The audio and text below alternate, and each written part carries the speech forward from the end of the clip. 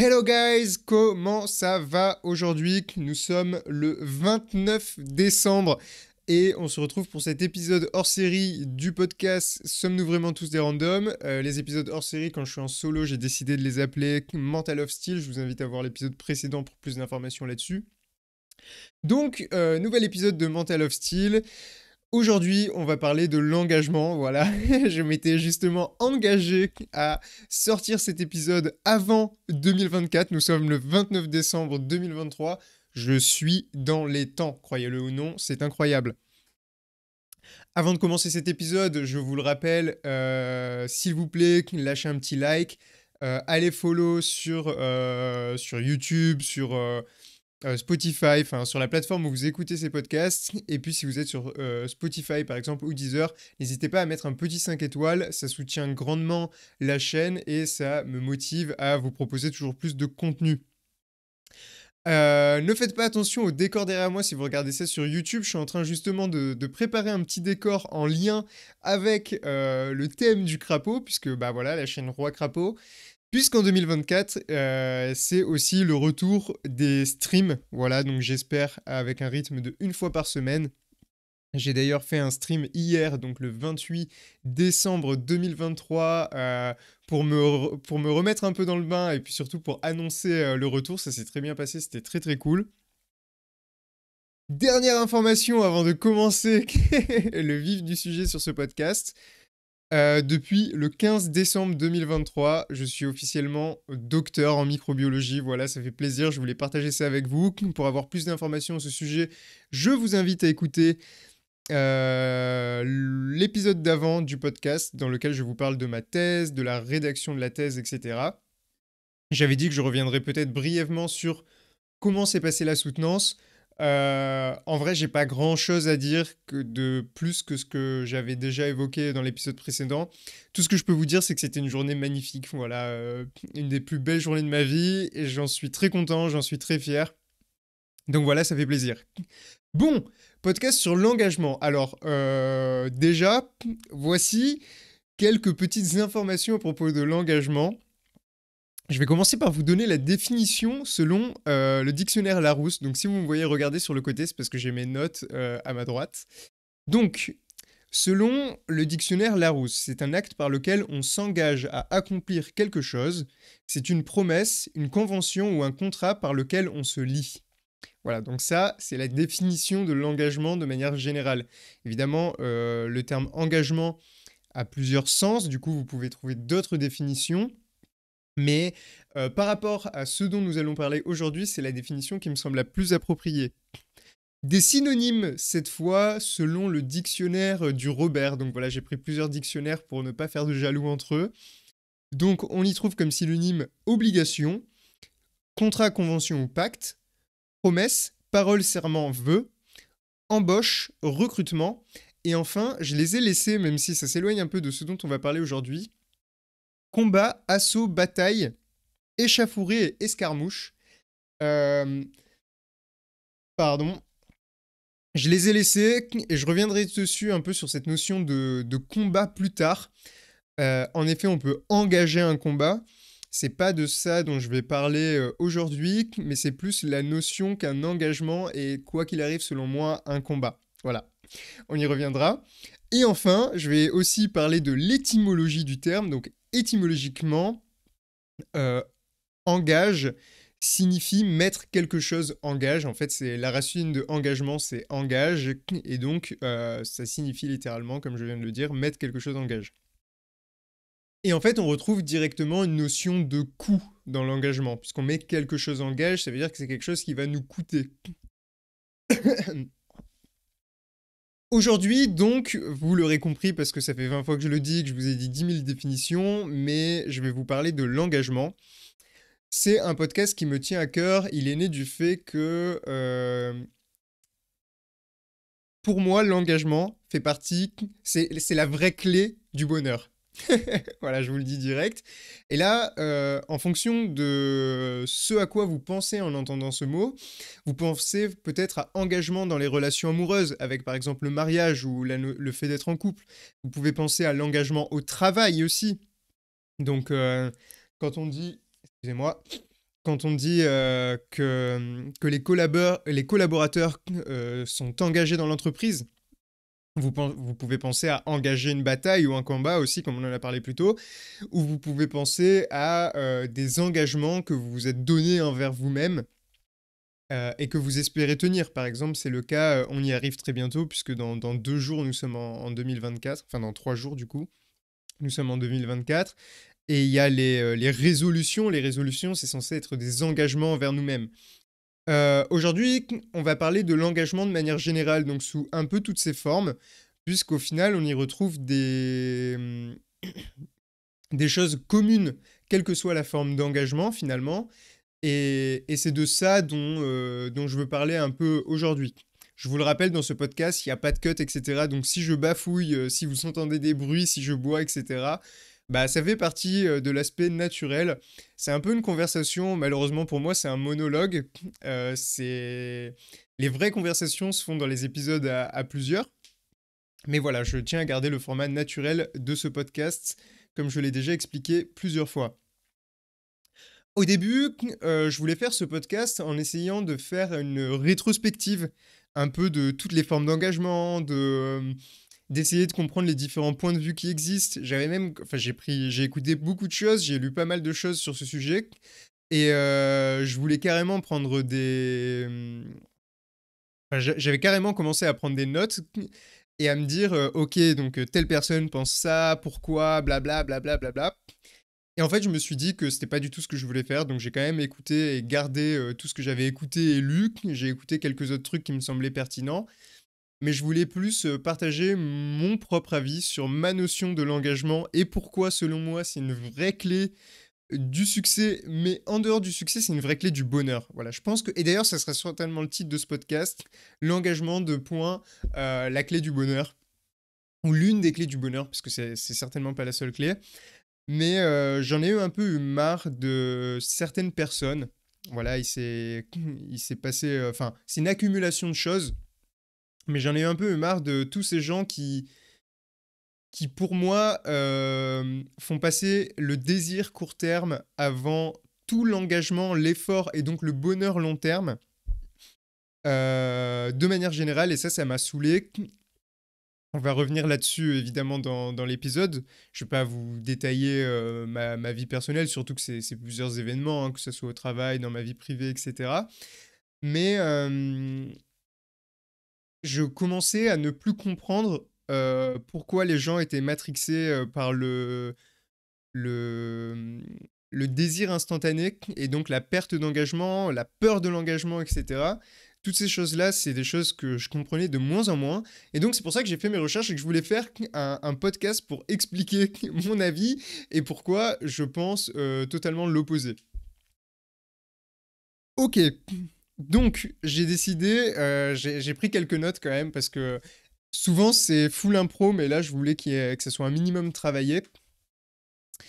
J'ai décidé de découper ce podcast en 4 parties. La première, alors attendez, faut que je reprenne mes notes. La première, ça sera pourquoi, je l'ai nommé comme ça, pourquoi les gens hérissent le poil face au mot engagement. Donc en gros, c'est toute la notion avec tout ce côté avec la peur de l'engagement. Ensuite, il va y avoir une partie de comment sortir de cette peur de l'engagement. Qu'est-ce que vous pouvez faire? Pourquoi vous ne devriez pas avoir peur de l'engagement, etc. Sachant qu'en réalité, dans chaque partie, on va retrouver des choses qui peuvent revenir, etc. Parce qu'il n'y a pas de... En fait, tout est lié. Voilà, tout est lié de toute façon. Il va y avoir une partie, les bénéfices de l'engagement. Et enfin, une partie, les désavantages de s'engager. Et puis ensuite, une petite conclusion éventuellement si besoin. Alors, je remonte tout en haut de mes notes. Excusez-moi, voilà, des fois je lis mes notes, il y aura des petits blancs. Donc oui, comme je vous le disais avant, le mot engagement est étonnamment assez controversé. Pour beaucoup, l'engagement, en fait, ça va être synonyme de... Donc là, on n'a commencé aucune partie, hein, c'est toujours mon intro, voilà. c'est toujours cette notion de prison, un peu. Et du coup, pour beaucoup, c'est antagoniste au bonheur. L'engagement est antagoniste à la liberté, l'engagement est antagoniste au bonheur. Et moi, je vous ai dit que j'allais appeler cette vidéo, enfin ce podcast, l'engagement, la clé du bonheur. Donc, les gens ne sont pas d'accord sur cette idée. Il y a vraiment on va dire deux mentalités qui s'opposent sur cette notion-là. Voilà, moi je vous dis, je suis pas dans le camp où c'est un frein, au contraire, et je vais vous expliquer pourquoi. Mais je peux entendre que les gens pensent que c'est un frein, et c'est justement ce qu'on va essayer de, entre guillemets, débunker, parce que c'est pas un truc c'est pas une fake news, mais c'est peut-être une mauvaise idée reçue, voilà. Je pense. En tout cas, selon moi. Je vais essayer de vous mettre quelques sources que j'ai écoutées, de trucs que j'ai lus, etc. En description, si j'y pense. Parce que j'avais pris le soin de tout bien noter. En fait, il y a un peu, j'ai volontairement écouté et lu des trucs où c'est les deux sons de cloche. Donc ceux qui pensent que l'engagement c'est quelque chose de vraiment bien et ceux qui pensent que l'engagement c'est plutôt un frein, etc. Au final, on se rend compte, et c'est là où c'est intéressant, que même ceux qui pensent que c'est un frein à la liberté, vous verrez si vous écoutez certains podcasts, eh ben, ils vont quand même avoir conscience que peut-être le problème, c'est un peu bizarre dit comme ça, mais le problème c'est interne à eux, c'est un problème qui leur est propre, et qu'en réalité, ils ont une vision de l'engagement due à des peurs. Et du coup, qui dit peur, ça veut pas nécessairement dire faiblesse, mais c'est qu'il y a, comment dire, il y a un problème interne, en fait. Putain, je trouve pas le terme. Mais en gros, bah, une peur, c'est forcément lié à soi-même. Et ils ont conscience que, comment dire, la peur de l'engagement, c'est pas forcément bien, voilà. Et du coup, même s'ils disent, ben, j'ai pas envie de m'engager, etc., qui donnent leur explication du pourquoi tu comment, ils ont quand même conscience, comme je le disais, que ben, dans l'engagement, il y a une notion vraiment peut-être d'évolution et de quelque chose de bien. Là où à l'inverse, ceux qui comme moi pensent que l'engagement c'est bien, ne voient aucun désavantage ou assez peu de désavantages à l'engagement. Et ça veut peut-être dire, alors soit qu'on est trop fermé d'esprit, je ne sais pas, soit que bah, peut-être que l'engagement c'est vraiment quelque chose de bien au final, puisque ça a peut-être fait ses preuves, et en fait ça a fait ses preuves déjà maintes et maintes fois. Et puis avant de commencer et de rentrer dans le vif du sujet, je me suis noté quelques chiffres, alors vraiment très très peu en fait, juste quelques chiffres quand ça passait dans des podcasts, des livres ou quoi. Il y a pas grand-chose à dire sur ces chiffres, c'est juste pour vous donner une notion de à quel point l'engagement est devenu quelque chose de terrifiant pour les gens. Donc, au travail, on estime que le taux d'engagement en France n'est que de 6%, et c'est le taux le plus bas en Europe. Donc 6%, donc l'engagement au travail, je ne sais pas du tout comment ça a été mesuré. Peut-être qu'il le disait dans l'étude et que je m'en souviens plus, j'avais juste noté l'information. En fait, peu importe un peu de comment c'est mesuré, c'est pas un nombre dans tous les cas qui me surprend. Je suis pas allé vérifier exactement la source, etc. Donc évidemment, c'est à prendre avec des pincettes, vous pouvez aller vérifier par vous-même. Mais ça me surprend pas avec le taux de turnover. Pardon, n'hésitez pas à vous hydrater, c'est très important. D'ailleurs, c'est ce que je vais faire pour ma gorge là. Donc en fait, on a un taux de turnover de plus en plus important dans les entreprises. Donc ça veut dire qu'il y a les gens restent de moins en moins longtemps. Ça, c'est dû au fait que, ben, moi je le vois hein, dans le monde dans lequel j'évolue, on me dit souvent, tu travailles à un endroit entre 3 et 5 ans et puis tu changes de boîte et ça te permet d'évoluer et d'arriver à des postes plus importants plus rapidement et des salaires meilleurs, etc. Donc est-ce que c'est vrai ou pas? J'imagine que oui, puisque ça semble faire ses preuves et être une tendance qui marche. Après, il y a toujours des contre-exemples, hein, donc commencez pas à vous dire, «Oui, mais moi, mon père, ça fait 30 ans qu'il est dans la même boîte et maintenant il est chef d'entreprise et tout». Oui, OK, d'accord, merci, c'est pas ça qu'on dit. Hem, du coup, voilà, il y a un énorme, turnover qui est fait de ce côté-là et surtout ce qui est intéressant, c'est qu'il disait que ce taux-là d'engagement, il est visible non pas que au travail, en tout cas pour la France, mais un peu sur les autres domaines. Il disait par exemple, on voit aussi une forte hausse des divorces et des séparations, une forte hausse des gens qui vont avoir des plans cul, des relations courtes, des choses comme ça, et aussi de moins en moins des gens qui veulent s'engager, par exemple, dans l'entrepreneuriat. Et donc, d'ailleurs, le marketing de plein de grands trucs s'est lancé là-dedans. Par exemple, je vais parler de Netflix, où en fait, vous avez un abonnement sans engagement, ce qui vous rassure, alors que si vous aviez un engagement sur un an, et d'ailleurs c'est le cas hein, dans les salles de sport, quand vous avez un engagement un an, vous êtes un peu en mode, bon, enfin ça vous refroidit. Et ils proposent d'ailleurs, ils sont malins, par exemple c'est 30 euros par mois engagement un an, et 45 euros par mois sans engagement. Et ils savent que c'est une offre qui va quand même marcher, bien qu'elle soit plus chère, parce que les gens se disent ah, et si je vis que 3 mois, et nanani, et nanana. Et du coup, ben, c'est des offres qui marchent. Donc, si le marketing est basé là-dessus, c'est qu'il y a. En fait, il y a un besoin, il y a une demande, et c'est comme ça que c'est fait. Si les gens s'engageaient, quoi qu'il arrive, 100% du temps sur des trucs de un an, etc., ils prendraient pas le risque de faire des offres sans engagement et encore moins des offres sans engagement plus chères. Voilà. Donc c'est juste pour vous faire comprendre que parce que je sais pas, vous qui allez écouter ce podcast, si vous vous placez plutôt dans le mode bah, l'engagement, c'est évident. Moi, pendant très longtemps, l'engagement, ça m'a pas paru évident du tout. Et là, depuis quelques années, c'est obligatoire, en fait. Quand je fais quelque chose, je m'engage à le faire. Et d'ailleurs, bah, ce podcast, par exemple, j'ai dit que je le ferais avant 2024. Alors oui, certes, j'ai traîné, etc. J'avais mes raisons, peu importe, mais je savais, c'était noté dans ma tête, que je devais le faire avant 2024. Je l'ai fait, point barre. Voilà, il y a plein de trucs enfin, plein d'autres trucs sur lesquels je m'engage.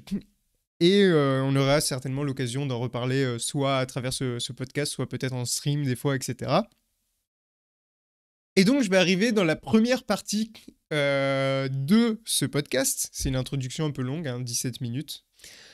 Euh, qui est donc la notion de pourquoi il y a une peur de l'engagement. Et pourquoi cette peur, elle touche beaucoup de gens. En gros, comment je l'avais formulé, c'est pourquoi les gens hérissent le poil face au mot engagement. Quand on leur parle d'engagement, souvent, il y a cette notion de peur qui rentre en compte. Et c'est ça un peu dont on va discuter dans un premier temps. Comme je l'ai évoqué, pendant longtemps, ça a aussi été mon cas, et c'est d'ailleurs toujours un peu mon cas. C'est-à-dire que bah, c'est pas parce que aujourd'hui je vous parle d'engagement, etc., que face à un engagement, je vais être en mode allez, on y va, c'est safe, etc. Non, ça demande quand même de la réflexion, évidemment. Mais avant, j'avais plus la notion court terme, et maintenant j'ai plus la notion de long terme, et du coup de m'engager dans quelque chose qui ne va pas forcément avoir d'effet positif là tout de suite, mais qui, en persévérant, va en avoir. Voilà, j'ai par exemple racheté une petite entreprise cet été. Je savais que ça allait me coûter de l'argent, je savais que ça allait être du travail, etc.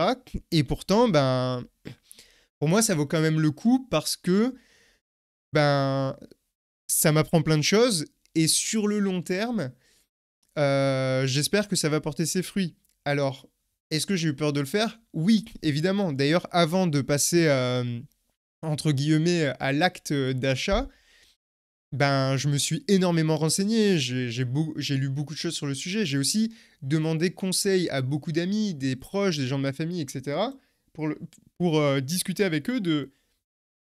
Pardon?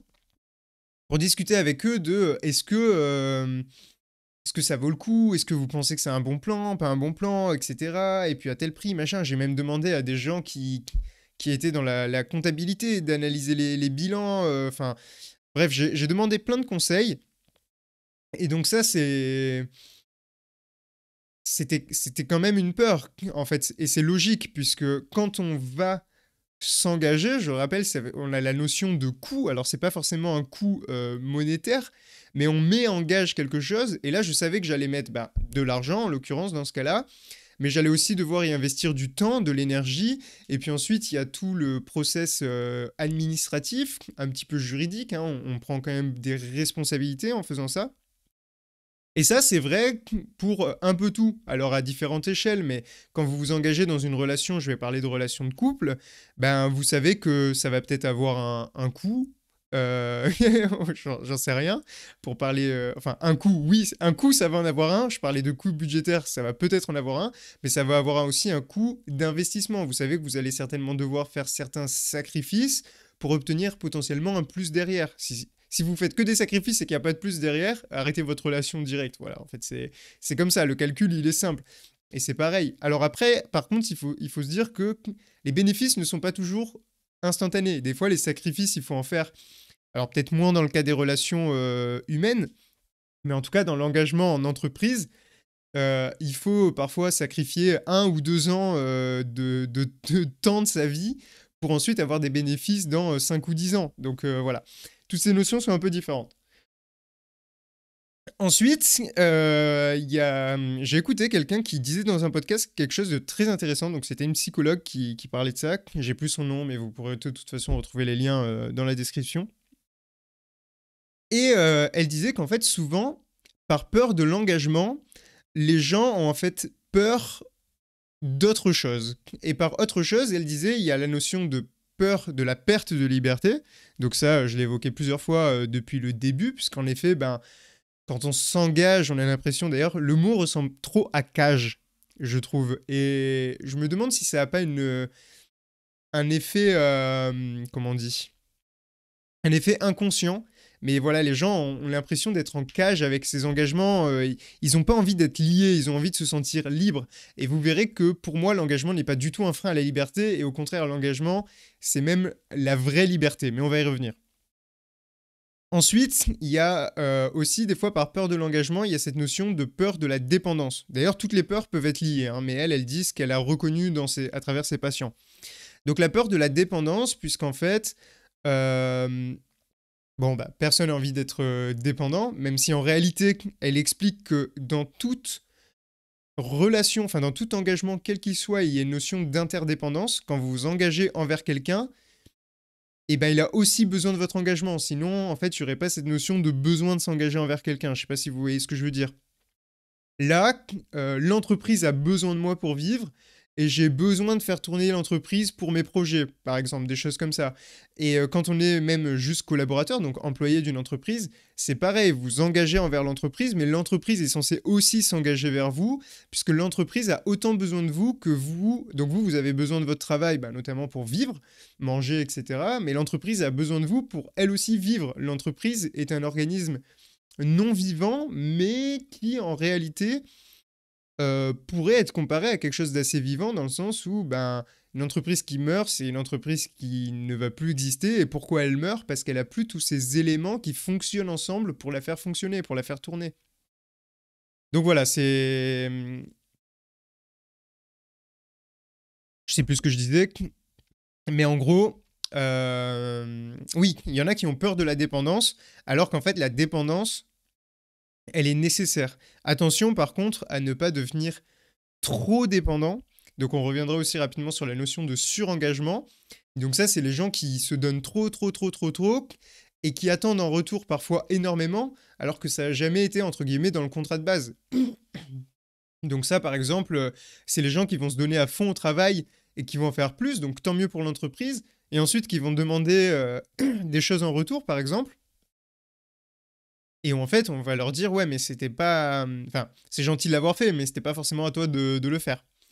Pareil, alors c'est encore plus, on va dire, flagrant dans les relations humaines. Les gens, en fait, qui deviennent trop dépendants de quelqu'un et qui ne peuvent plus, en fait, «vivre» entre guillemets, sans avoir la personne proche d'eux ou des choses comme ça. Ensuite, donc dans la peur de s'engager, on retrouve aussi la peur de devoir assumer certaines responsabilités. Donc ça, évidemment, c'est un peu se confronter, à soi-même, puisque on va se dire, «Ouais, bah, en fait, si je m'engage pas, c'est facile». Et c'est vrai que si on s'engage pas, c'est facile, mais d'un autre côté, ben, on construit pas quelque chose. En fait, si je commence pas à construire ma maison, je m'engage pas à la construire, évidemment, ben, j'aurai jamais la responsabilité d'avoir échoué. Genre, si je construis ma maison et qu'elle s'effondre parce que je l'ai mal faite, bah, c'est ma responsabilité puisque c'est moi qui l'ai construite. Si je construis pas de maison, au moins je m'engage pas je m'engage pas dans ce sens-là. Donc voilà, les gens ont un peu peur de se confronter à leurs propres responsabilités. Là, moi, j'ai racheté une entreprise. Bah maintenant, si l'entreprise, elle marche pas, bah, c'est de ma faute en fait. C'est que j'ai pas géré le truc. Voilà, il y a pas de. À partir du moment où. Je suis désolé, je me mouche. À partir du moment où je me suis engagé à le faire, bah, c'est ma responsabilité. Et les gens ont un peu peur de se confronter à leurs responsabilités. Ça aussi, c'est un truc qu'on voit de plus en plus. Et enfin, la dernière peur qui est retrouvée dans la notion de peur de l'engagement, c'est la peur d'être abandonné. Il y en a qui ne vont pas s'engager par peur ben, d'être abandonné, quitté ou viré, voilà, en fonction de quel type d'engagement on regarde. Et donc, voilà, il y en a par exemple au travail, ils vont préférer enchaîner les CDD. Bon, peut-être l'exemple n'est pas parfait, mais ils vont préférer changer de boîte et faire plein de petits contrats plutôt que se dire ok ben je me lance dans un CDI où il y aura peut-être plus de responsabilités et où je risque d'être viré quoi. Et puis pareil avec les relations, il y en a qui veulent pas s'engager dans une relation parce qu'ils ont eu une rupture potentiellement compliquée et du coup maintenant ils veulent plus s'engager. Alors attendez, juste petite micro pause. Voilà, je réglais mon chauffage. J'avais un petit peu froid. C'est bon, je suis de retour. Il n'y a pas eu de cut, voilà, je vous l'ai dit, il n'y aura pas de cut. Donc tout ça pour dire que dans la notion de peur de l'engagement, on retrouve déjà plusieurs choses. Donc ça veut dire que quand vous êtes quelqu'un qui est face à la peur de l'engagement, ben, il faut essayer de cerner exactement d'où vient cette peur, de l'identifier. Est-ce que c'est une peur de l'abandon? Est-ce que c'est une peur de la dépendance? Est-ce que c'est une peur de faire face à ses responsabilités? Est-ce que c'est une peur de liberticide, entre guillemets? Et ça peut être un mélange aussi hein, de toutes ces peurs. Ça peut même potentiellement être d'autres choses. Là, elle parlait un peu des grands... Enfin, quand je dis elle, c'est la psychologue. Les trucs qui, j'imagine, reviennent le plus souvent, etc. Mais voilà, posez-vous la bonne question quand vous êtes face à quelqu'un. Et si vous-même, vous avez peur de l'engagement, posez-vous la question de d'où vient cette peur. Enfin, d'où vient cette peur. Moi, je sais que c'était complètement, et j'imagine que c'est le truc le plus fréquent, c'était la notion liberticide. Je me disais, mais en fait, si je m'engage envers quelqu'un, j'aurais plus la liberté de, peut-être que, vous savez, cette notion de l'herbe est toujours plus verte chez le voisin d'à côté. Bah voilà, en fait, c'est ce que je me disais. Je me disais, ouais, mais en même temps, est-ce qu'il y aurait pas mieux ailleurs? Nanana, nanana. Et en fait, en se disant, est-ce qu'il y aurait pas mieux ailleurs? Au final, on fait rien. Voilà. Donc, je continue à lire mes notes. Ah oui, faut savoir aussi que ces peurs, elles peuvent aller et venir et être modifiées en différentes intensités en fonction des événements auxquels on fait face. Par exemple, si on estime qu'on a été viré injustement de son travail, ben, ça peut créer une peur d'être viré et du coup créer une difficulté à se réengager dans une entreprise puisque, bon, ben, voilà, on a déjà été viré une fois, on n'a pas envie d'être viré 10 fois. Si on a été trompé aussi, par exemple, où ça peut créer une peur, encore une fois. Donc là, on arrive plutôt sur la notion à chaque fois, plutôt la peur de l'engagement liée à l'abandon, des choses comme ça. Je vous invite d'ailleurs à lire, ça m'y fait penser. J'ai lu un livre il y a pas longtemps de développement personnel. Alors c'est pas le type de développement personnel que je lis habituellement, mais qui s'appelle Les 5 blessures qui empêchent d'être soi-même. Il est très très très connu, hein, c'est vraiment un petit livre, il fait que 150 pages. Il y a beaucoup de choses que j'ai pas trop aimé dans ce livre. Je vais commencer par ça et je vais garder le meilleur pour la fin. Ce que j'ai pas aimé, enfin il y a beaucoup de choses. Non, il y a pas beaucoup de choses. Il y a des choses que j'ai pas aimé et des choses que j'ai aimé. Ce que j'ai pas aimé, c'est toute la notion de spiritualité où en fait, pour moi, il y a des trucs qui n'ont rien à faire là. C'est parfois un mélange de psychologie et de magie qui m'a un peu saoulé. Par contre, toute l'analyse psychologique des blessures, etc., c'est très intéressant. Et si je vous parle de ça, c'est parce qu'il y a notamment la blessure d'abandon. Abondant. Abondant. Putain, j'arrive j'arrive pas à parler. L'abondant, voilà. Ah, ouais, c'est ça. Waouh, c'est chaud, j'arrive plus à parler. Et du coup, il y a beaucoup de personnes qui ont subi ou qui ont perçu un acte en mode j'ai été abandonné et du coup qui vont se protéger de ça, etc. Bon, en vrai, je vous invite à lire, mais on revient un peu sur cette peur de s'engager derrière, puisqu'en fait, d'ailleurs, pour se protéger de cet abandon, ceux qui sont abandonnés revêtent ce qu'on appelle un masque, qui est le masque du dépendant. Donc vous voyez, on retrouve toujours ces notions. Donc encore une fois, ça peut être lié à des choses plus internes aussi, à l'enfance, etc. Je vous invite à regarder ce livre si ça vous intéresse. Je l'ai lu, d'ailleurs, aucun rapport. Je savais pas que j'allais faire un lien avec ce podcast, mais au final, tout est lié souvent dans la vie et surtout dans la psychologie et le développement de soi.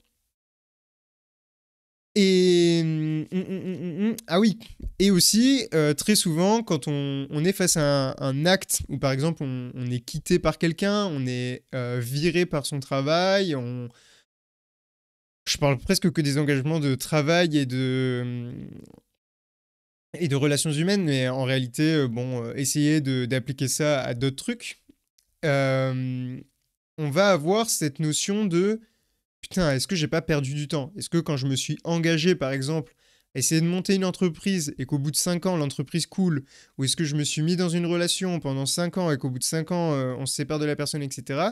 Est-ce qu'on a vraiment perdu du temps? Ça, c'est pareil, moi, personnellement, c'est un truc que j'avais tendance à me dire des fois en mode ah putain, j'ai perdu mon temps et tout, avant de comprendre qu'en fait, tout était un apprentissage. Là, je veux dire, demain, je dois fermer l'entreprise que j'ai achetée, alors que ça fait que quelques mois.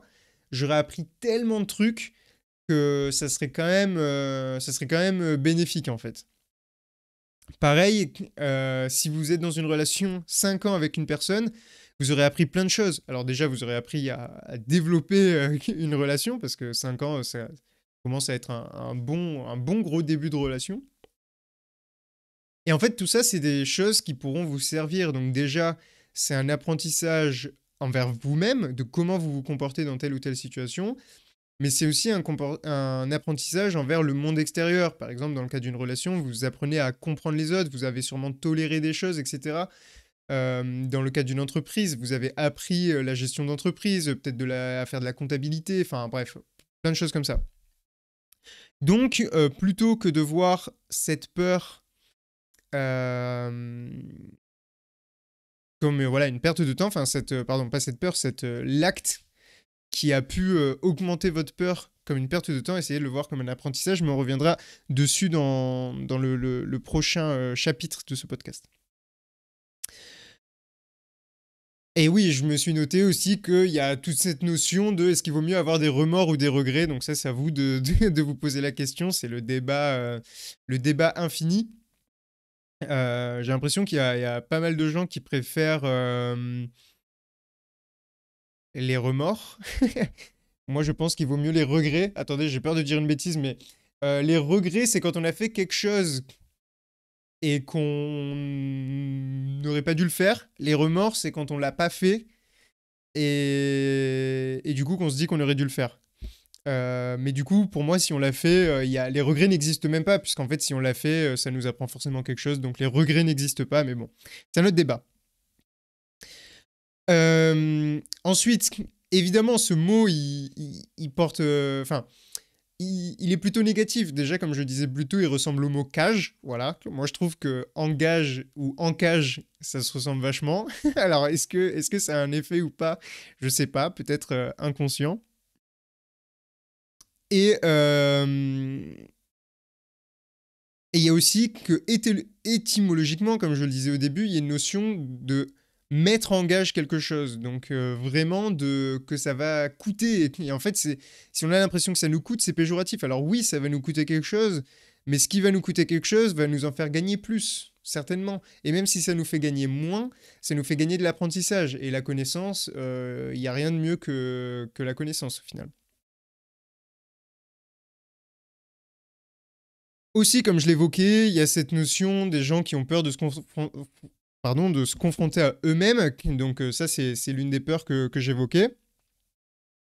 C'est la peur de regarder en arrière et de se dire qu'on n'a rien construit. Ah oui, alors c'est un petit peu inversé.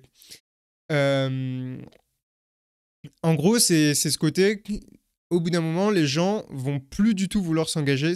Moins vous êtes engagé dans votre vie, moins vous allez vouloir vous engager. Pourquoi? Parce que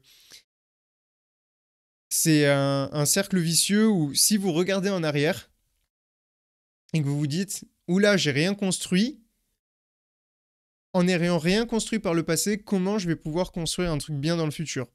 C'est cette notion de, je reprends mon exemple de maison, mais la première maison que vous allez construire, ça sera probablement la moins bien. Et vous allez vous perfectionner. Et ça, c'est vrai pour tout. Si vous faites du sport, vous savez très bien que vous allez progresser. En cours, c'est pareil. Votre niveau d'il y a 10 ans en cours, il est normalement moins bon que votre niveau actuel. En mathématiques, en français, en peu importe, parce que vous avez appris des choses, vous avez progressé. Et donc, moins vous vous engagez à faire des choses, moins vous vous engagez à vous investir dans des projets, et bien plus vous allez vous dire, ah ouais, je l'ai jamais fait, c'est chaud de commencer maintenant. Là, par exemple, là, j'ai 25 ans, c'est chaud de commencer maintenant. Ah putain, bah maintenant j'ai 30 ans, non, c'est chaud de commencer maintenant. Et ainsi de suite. Et il y a aussi, donc c'est toujours dans cette notion de se confronter à soi-même, donc soit se confronter de ne jamais s'être engagé, ou il y a ceux aussi qui ont peur de s'engager après s'être déjà engagé mais avoir échoué. Parce que, encore une fois, au lieu de voir ça comme un apprentissage, ils voient ça comme un échec. Et donc se dire, putain, quand je regarde derrière moi, tout ce que j'ai, c'est 10 échecs, par exemple. Que ce soit, pardon, dans les relations, que ce soit au travail, etc.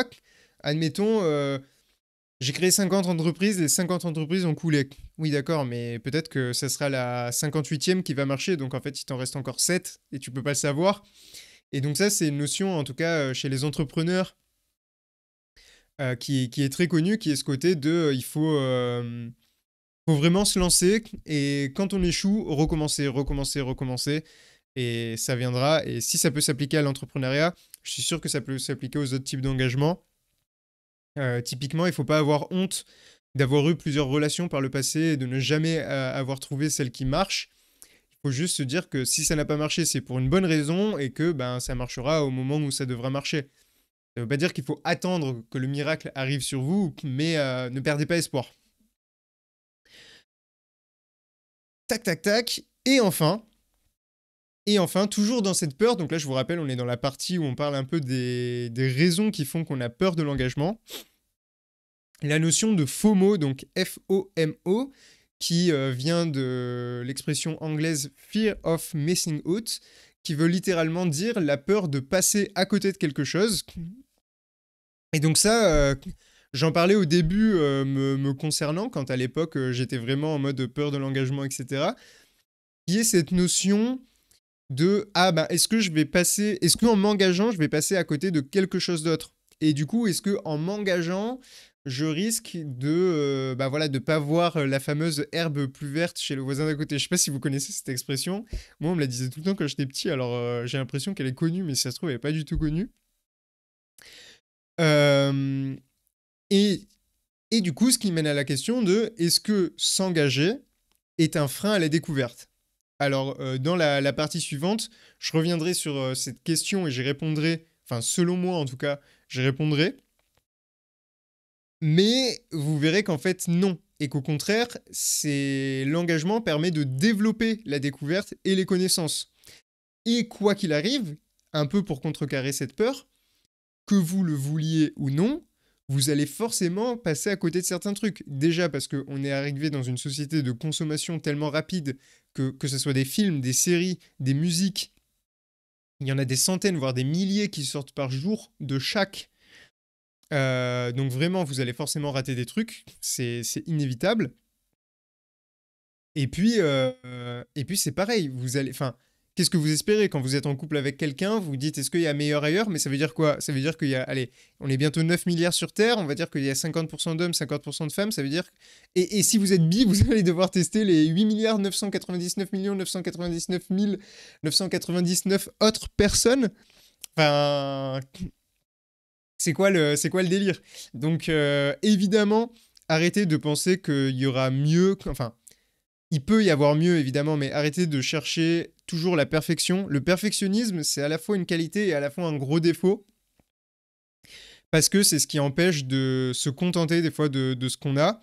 Alors ça permet de progresser, mais il faut toujours trouver un équilibre. Quoi qu'il arrive, voilà, ne vous dites pas je vais passer à côté de quelque chose, parce que en ne vous engageant pas, vous allez aussi passer à côté de quelque chose. Voilà, enfin, si vous vous engagez pas à créer une entreprise, vous allez passer à côté du fait que vous n'aurez jamais la découverte de ce que c'est de créer une entreprise, par exemple.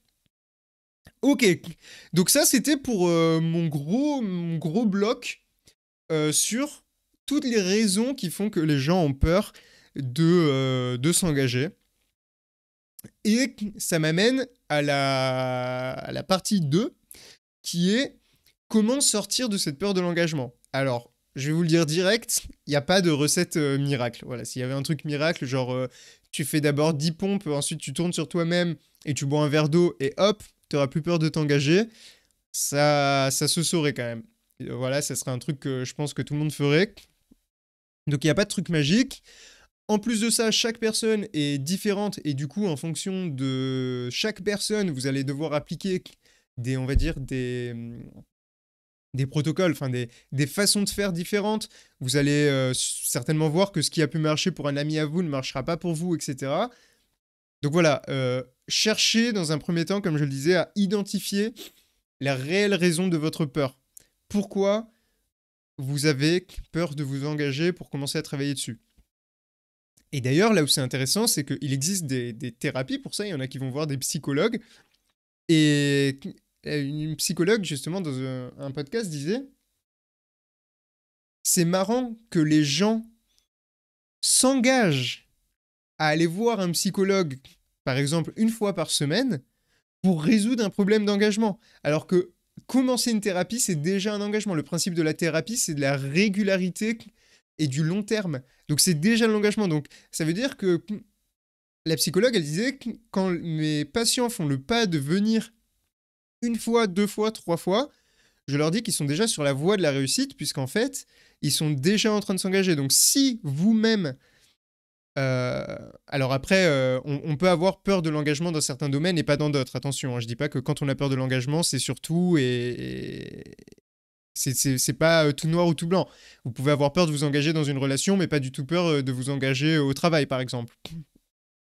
Mais toujours est-il que c'est un vrai progrès, c'est un vrai combat, c'est-à-dire que déjà vous avez fait la démarche de vouloir vaincre votre peur, mais pour vaincre votre peur, vous vous êtes engagé dans quelque chose. Donc voilà, posez-vous la question, vous verrez, c'est assez intéressant.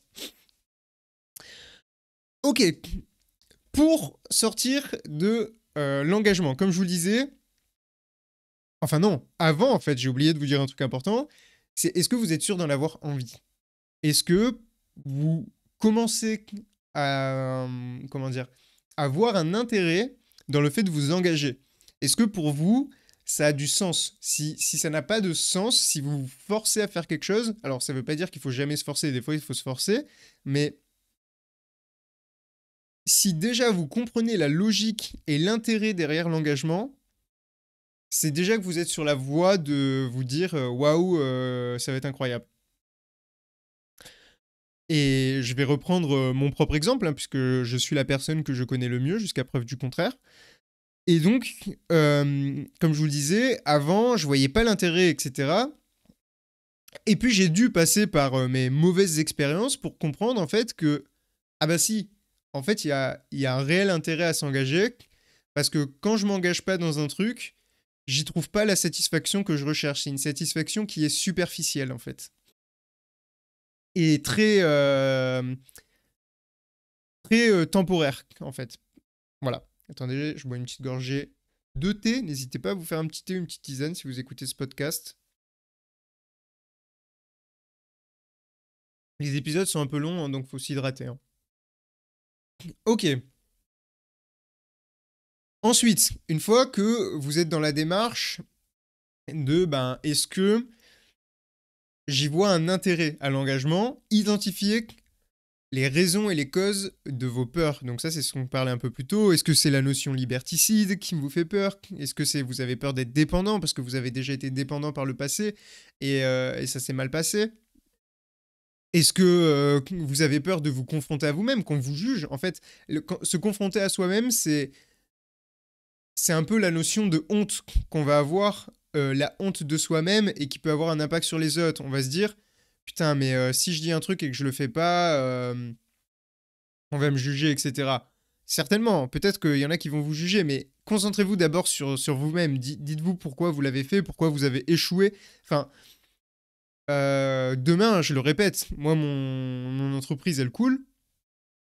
C'est pas grave, c'est pas grave. Hein. Je dirais, bah écoutez, franchement, oui, elle a coulé. Il y a des trucs que j'ai pas assurés, mais toujours est-il que j'ai plus d'expérience que toi. Enfin, si je m'adresse à quelqu'un, évidemment, si je m'adresse à, je sais pas, Elon Musk, oui, je peux rien dire, mais il faut toujours remettre les choses dans leur contexte. En gros, c'est si vous voyez les choses comme un apprentissage, vous aurez jamais honte. Euh, Parce que quand quelqu'un va vous dire ah ouais, pas ouf ce que t'as fait tout. Ouais, pas ouf, mais au moins j'ai appris. J'ai appris et bon, après, réitérez pas vos erreurs 120 fois. Essayez de progresser. Je vais te dire n'importe quoi, mais si ça se passe mal avec votre patron, que vous quittez votre job, que vous revenez dans la même boîte, puis vous quittez votre job, ou alors que vous quittez votre ex et que vous remettez avec votre ex, et puis bon, là, les gars, ça commence à se voir en fait. Vous répétez les mêmes erreurs tout le temps, quoi. Ensuite, le seul moyen de faire disparaître une peur, c'est de s'y confronter. Et ça, cette phrase, quand je l'ai entendue, je me suis dit, bah oui, en fait, c'est évident. C'est-à-dire que quand les gens ont peur de l'eau, par exemple, qu'ils ont une phobie complètement de nager, etc., qu'est-ce qu'on leur fait faire? On les fait nager dans des piscines. Voilà, on leur fait pas faire une randonnée en montagne. Et ça veut pas dire qu'il faut pas y aller progressivement, etc. Ça veut juste dire qu'il faut ben, voilà, s'y confronter tout simplement. Et ça, c'est vrai. Enfin, ceux qui ont peur du vide, je pense qu'un bon remède, là je vais peut-être dire une connerie, mais je pense qu'un bon remède, c'est un petit saut à l'élastique ou en parachute en fait. Et puis tu vas te rendre compte que, bon après, voilà, si ça se passe mal, pas de peau, mais normalement, il n'y a pas de raison que ça se passe mal. Et puis au moins, ça fait prendre conscience que, ah bah, c'est pas si dangereux que ça au final, tu vois, t'es en sécurité. Blablabla. Ah oui, et sachant que ce que je disais tout à l'heure, qu'il y a deux cercles qui s'opposent, il y a le cercle vertueux de l'engagement et le cercle vicieux du non-engagement. Moins vous vous engagez dans des choses, plus vous aurez peur de vous engager dans le futur, et plus vous vous engagez dans des choses, plus ça deviendra facile de s'engager dans des choses dans le futur. Voilà. Donc ça, c'est pour ça qu'il ne faut pas avoir peur de s'y confronter, parce qu'une fois que vous serez confronté une fois à un engagement, la deuxième fois, ça sera un peu plus simple, la troisième fois encore plus simple, et ainsi de suite, jusqu'à ce que ça devienne en fait totalement naturel et qu'il n'y ait plus du tout cette notion de peur. Pardon. Et enfin, donc ça c'est un peu une interprétation que j'ai eue, c'est que pour moi, si on a peur de quelque chose, c'est que on y voit potentiellement un intérêt. Alors, c'est peut-être un peu bizarre ce que je vais dire, mais j'ai pas peur de. Alors, non, c'est pas comme ça.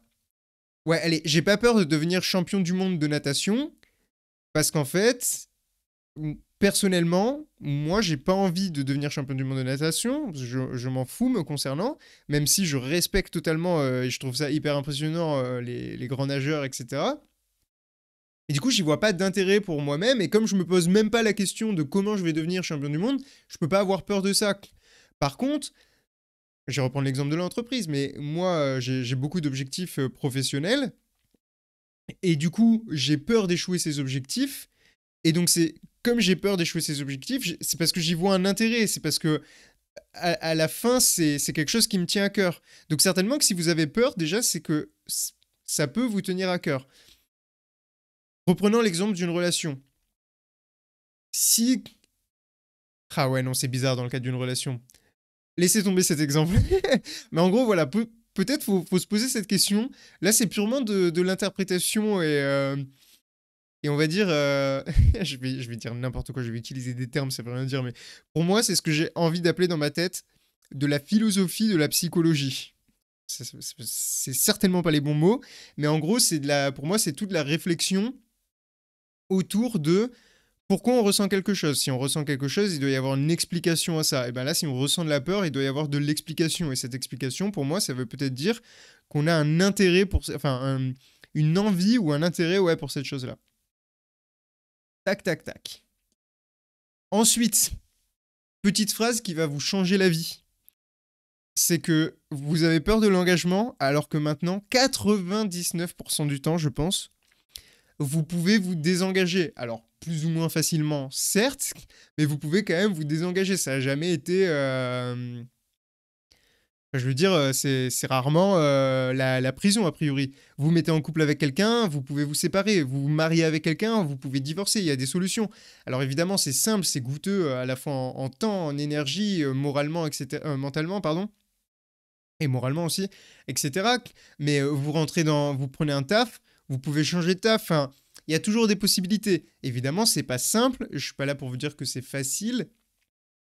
Je suis là pour vous dire qu'il y a toujours un échappatoire. C'est pas parce que vous prenez un travail que obligatoirement c'est ce travail jusqu'à la fin de votre vie, parce que si vous le quittez, vous serez interdit de travailler jusqu'à votre mort, par exemple.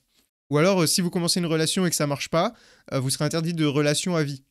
Voilà. Donc ça aussi, c'est bon de le rappeler.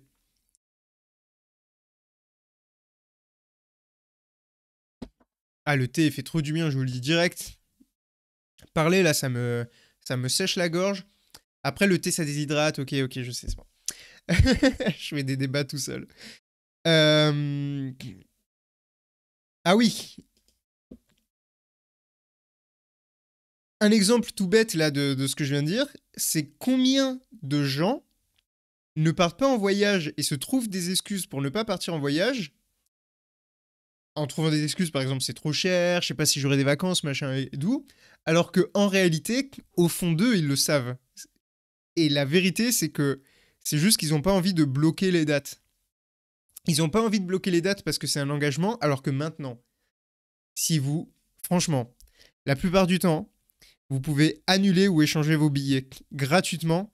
Et si c'est pas gratuitement, des fois ça vous coûte 2 euros, enfin comment on appelle ça, l'assurance, la garantie là, enfin l'assurance, ouais, modification, machin et tout.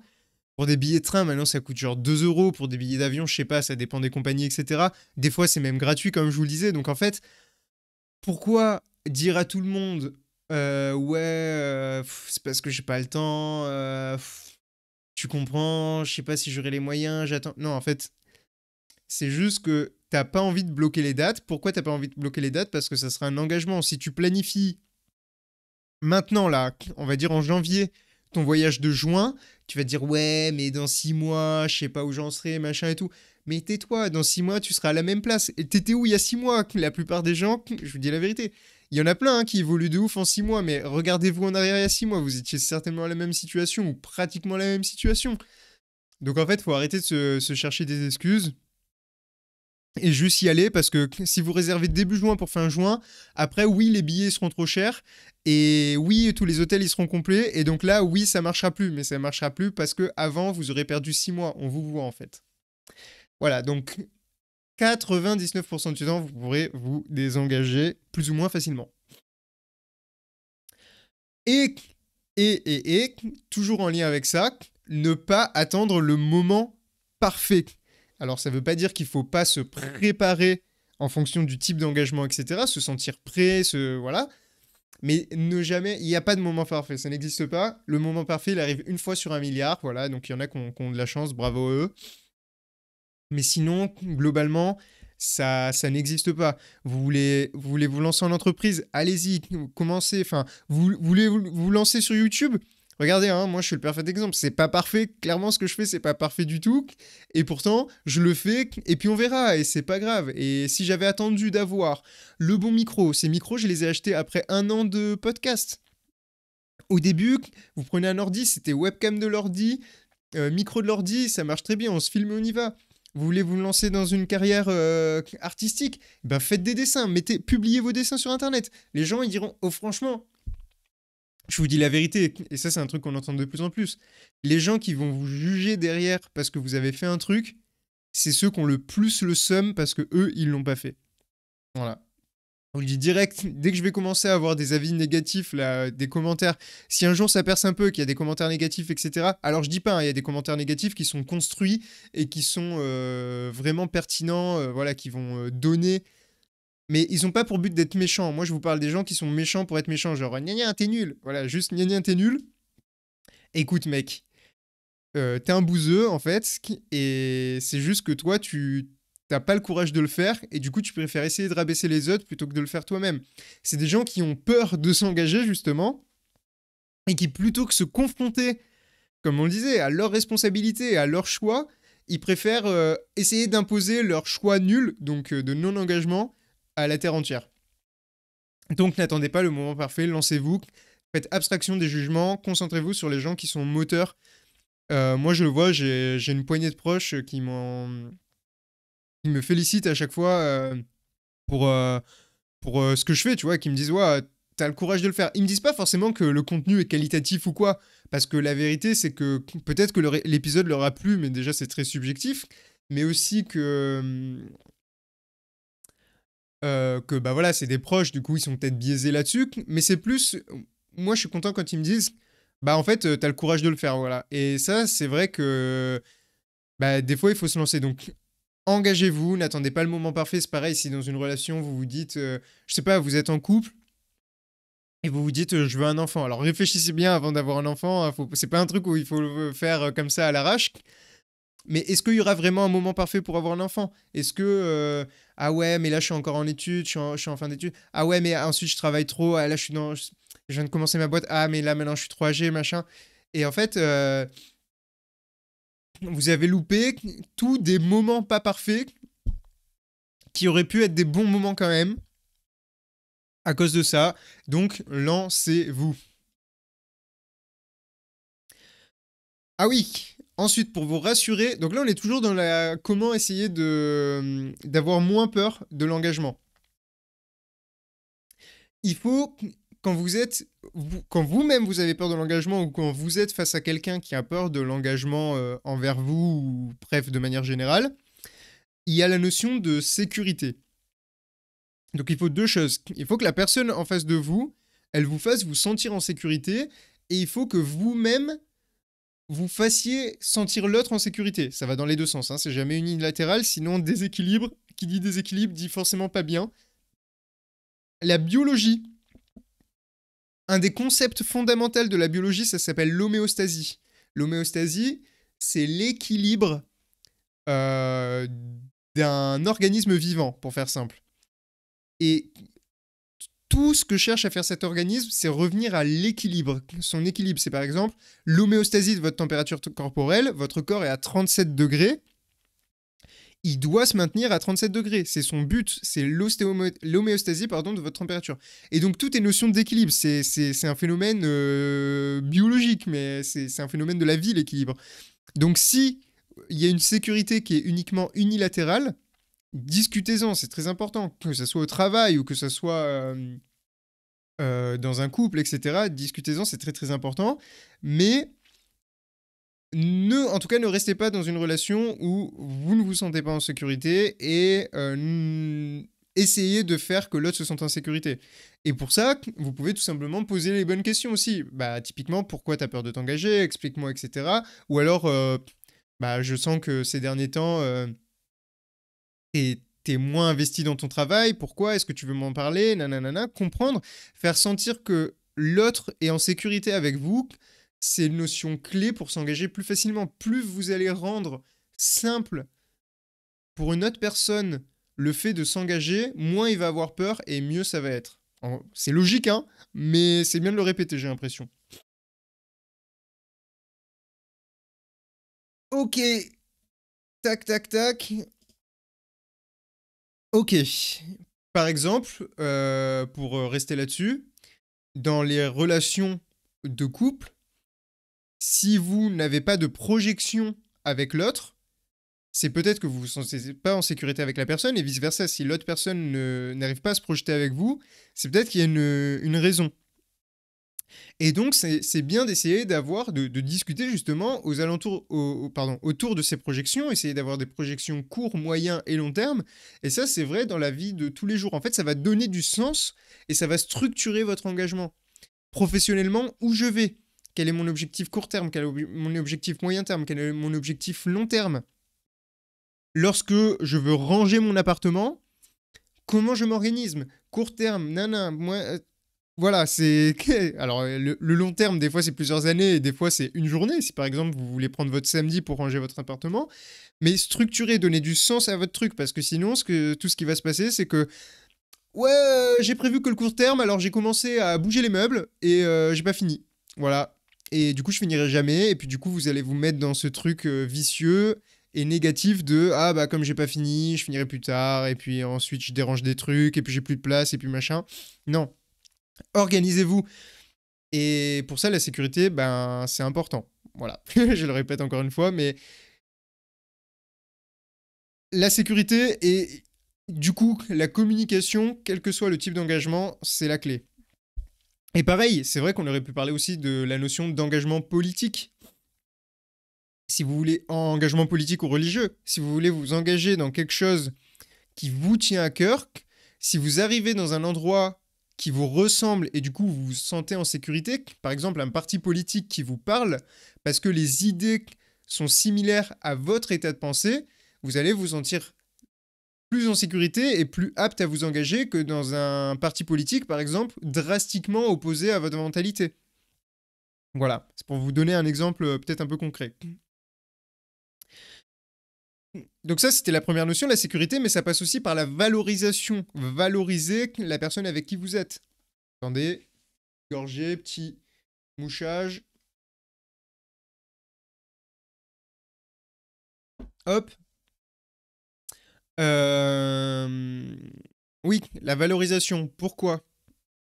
Si la personne avec qui vous travaillez, ou avec qui vous êtes en couple, ou avec qui vous êtes engagé politiquement, religieusement, peu importe, vous valorise et que vous valorisez cette personne, ça va donner du sens, encore une fois, à votre engagement et vous allez vous sentir mieux. Euh, Exemple, vous êtes en couple et la personne ne s'organise, ne vous considère jamais, par exemple, dans son organisation de son emploi du temps. Par exemple, c'est bon, ben, je te verrai quand je te verrai parce que t'es pas ma priorité. Vous n'allez pas vous sentir valorisé. Vous n'allez pas vous sentir en sécurité dans cette relation et vous allez avoir du mal à vous projeter et donc du mal à vous engager. Et c'est normal. Donc, alors que si la personne, elle disait, ok, ben, ouais, j'ai des trucs de prévu, mais on fait comme on a dit, c'est-à-dire ben, un jour par semaine, t'es réservé, par exemple, je dis n'importe quoi, ça dépend comment vous organisez, ça dépend de chaque personne, c'est pas une règle, hein, c'est pas une règle clé, un jour par semaine, hein, c'est vraiment un truc au pif. Et ben vous allez vous dire, ah ben voilà, je sais que au moins cette personne, quoi qu'il arrive dans son emploi du temps, elle essaye de me prioriser un jour par semaine par rapport à toutes ses activités, etc. Ou alors elle va vous dire, ben viens, cette activité, on l'a fait ensemble. Ça veut dire qu'elle a envie de le faire avec vous. Et au travail, ça va être pareil. Et c'est d'ailleurs il y a des très mauvais managers, entre guillemets, qui ne veulent pas déléguer les tâches. Et ben ça casse un peu votre valorisation. Alors des fois, il y a une vraie raison, mais des fois, c'est parce qu'ils vous font pas forcément confiance, à tort ou à raison. Et on va dire que déléguer pour un manager, savoir déléguer efficacement, c'est très important. Et, et vous n'allez pas vous sentir valorisé. Je pense, enfin moi je suis content quand on me donne une tâche, même si des fois, en fait, quand je fais la tâche et tout, ça me fait chier, mais au final, quand je l'ai réalisé, j'en suis fier. Truc tout bête. Euh, il y a un an, ouais, un an, un truc comme ça, j'avais proposé à un peu moins. J'avais proposé à mon directeur de thèse où j'étais en thèse, je lui avais dit, ouais, ce serait bien qu'on fasse un week-end d'équipe. Et je n'avais pas dit que je voulais l'organiser, je lui avais dit que ce serait bien qu'on le fasse et tout. Il m'a dit ouais, ouais, bah vas-y, si tu l'organises, c'est parti. Et en fait, l'organiser, sur le coup, ça m'a saoulé et tout. Mais à la fin, quand j'ai vu que tout le monde était content du week-end qu'on avait fait, je me suis dit, ah, c'est super.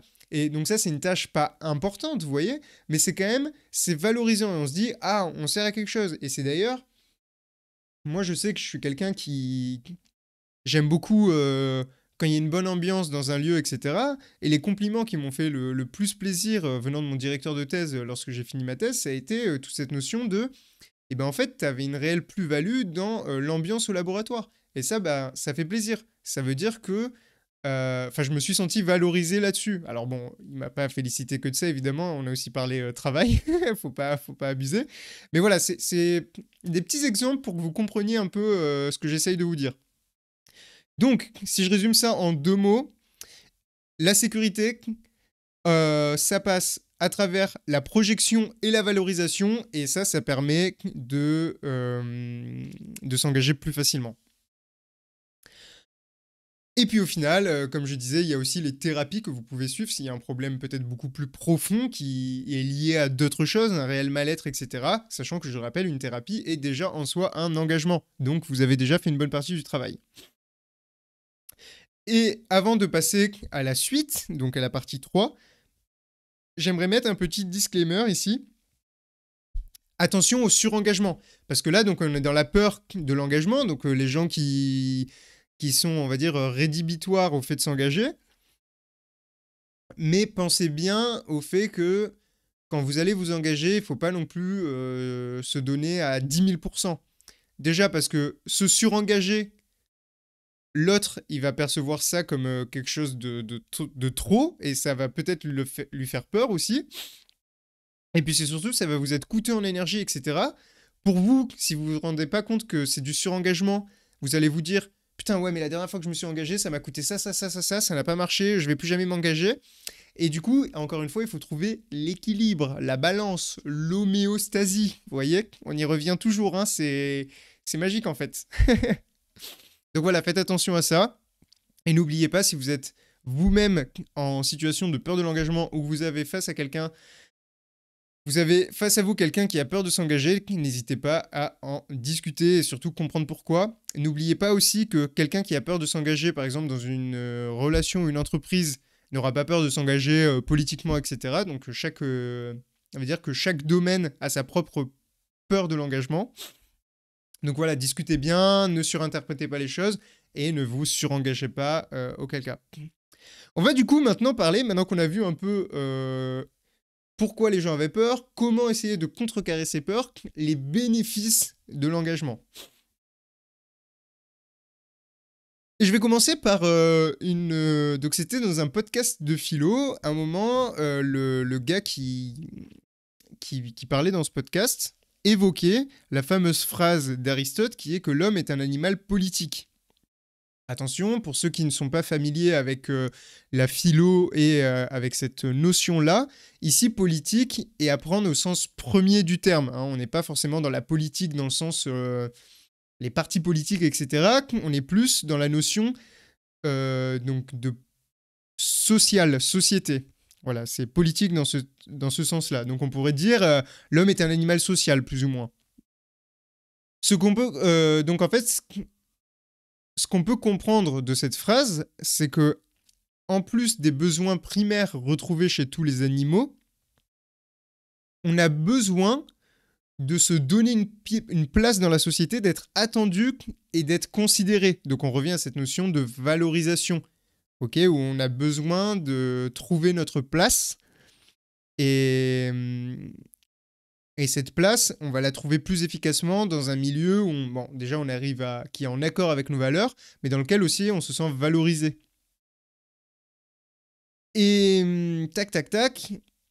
Et en fait, plus on se projette dans quelque chose, plus on va y mettre du sens. Donc encore une fois, la projection, on y revient, la projection, cadrer, mettre du sens, etc. Plus on risque de se rapprocher de nos objectifs, et plus on va ressentir du bonheur. Et j'insiste sur bonheur et non plaisir, parce que C'est pas un truc qui m'est propre personnellement, peut-être que les définitions sont un peu erronées, mais en tout cas, c'est, quelque chose que j'ai bien aimé m'approprier.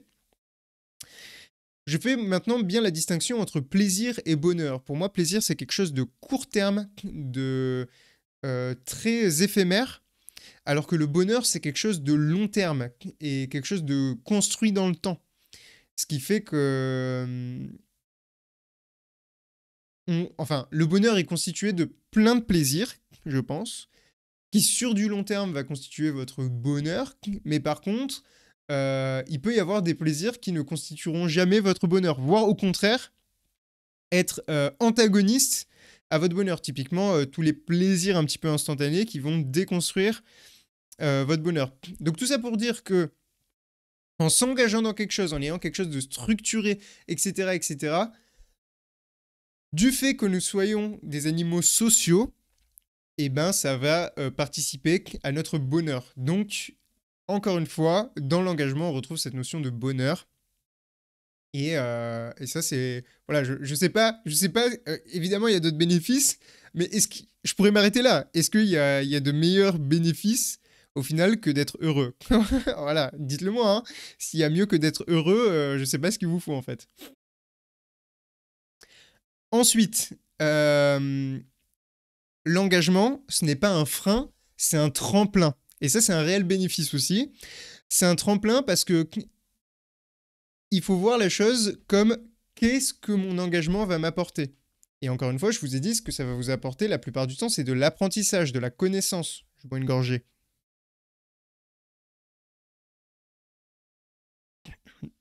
Ça va vous apporter, voilà, de l'apprentissage, de la connaissance, et puis ça va vous faire prendre confiance en vous.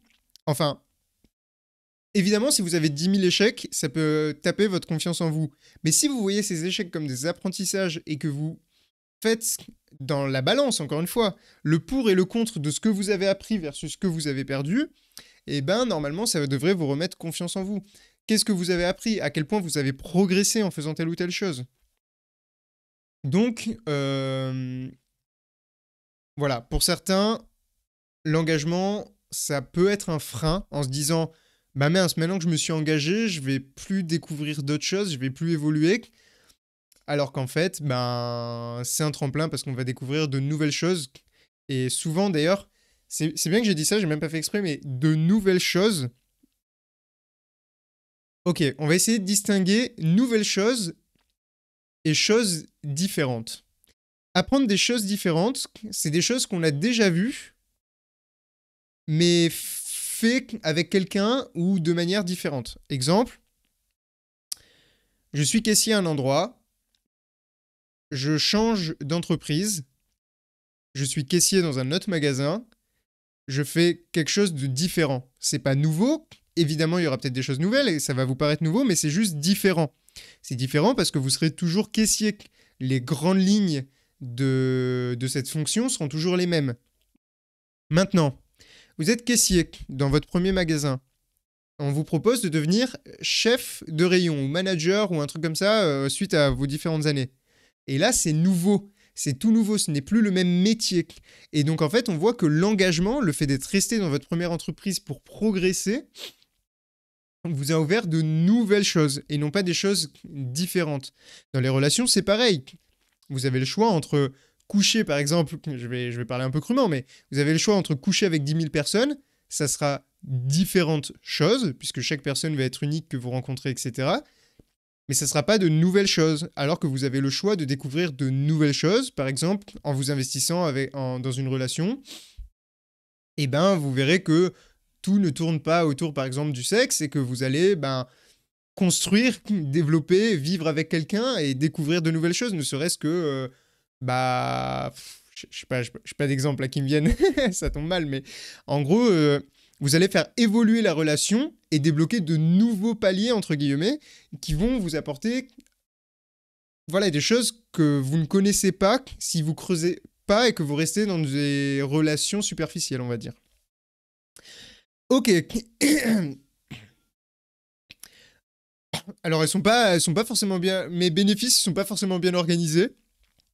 J'ai pas fait d'organisation particulière. Mais un autre bénéfice, c'est que, regarde, écoutez bien cette phrase. La liberté, ce n'est pas de s'engager, mais de choisir où l'on a envie de s'engager. Vous avez vu? Je la répète. La liberté, ce n'est pas de s'engager, mais de choisir où l'on a envie de s'engager. Qu'est-ce que ça veut dire? Ça veut dire que la réelle liberté, en gros, c'est de ne pas dépendre de ses peurs. Parce que si vous avez peur de vous engager, ben malheureusement pour vous, vous êtes dépendant de vos peurs, c'est elles qui vous contrôlent. Alors que si vous choisissez là où vous vous engagez, vous êtes complètement libre. Ça ne veut pas dire qu'il faut s'engager partout, parce que l'engagement peut aussi être un frein à la liberté, attention, il ne faut pas enlever ça. Hein. Mais si c'est vous qui choisissez où, quand, avec qui, pourquoi vous vous engagez, et non pas juste parce que vous bloquez définitivement l'engagement parce que vous en avez peur de manière générale, et bien là, vous êtes réellement libre. Vous êtes en totale possession de vos moyens pour faire vos choix.